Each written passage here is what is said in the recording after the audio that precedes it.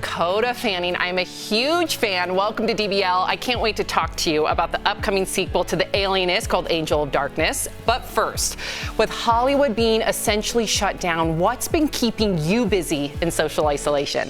The same things as everyone else, probably. I've been watching some new things on TV, some old favorites. You know, my sister's done the sort of stereotypical baking, you know, just trying to get through this and hopeful that, you know, we'll come out of it better than we were before, and finding some bright spots in the sort of strangeness. I agree.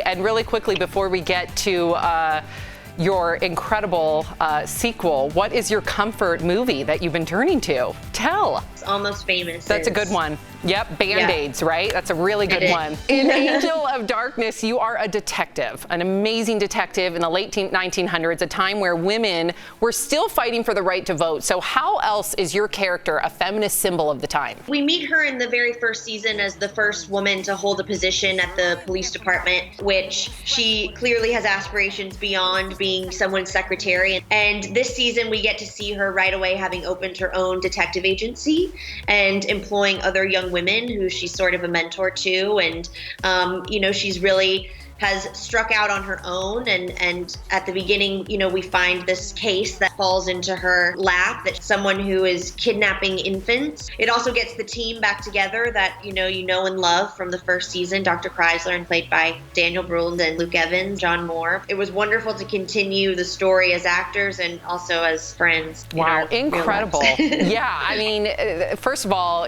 kidnapping infants, I have an infant at home, so scary. Number two, I know.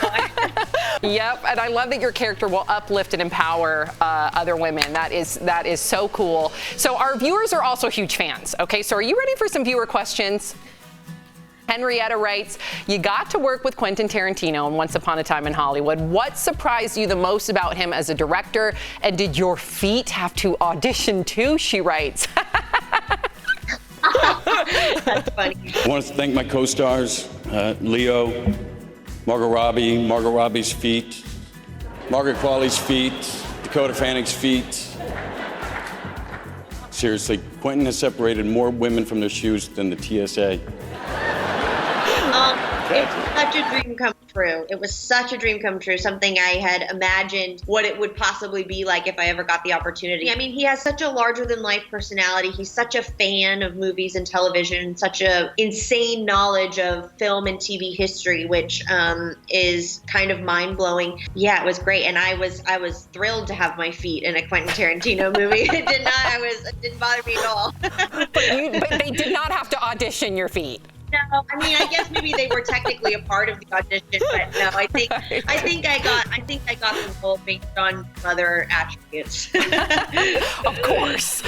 Okay, so then The Alienist, everybody. I know you're excited. Angel of Darkness premieres on July 19th on TNT.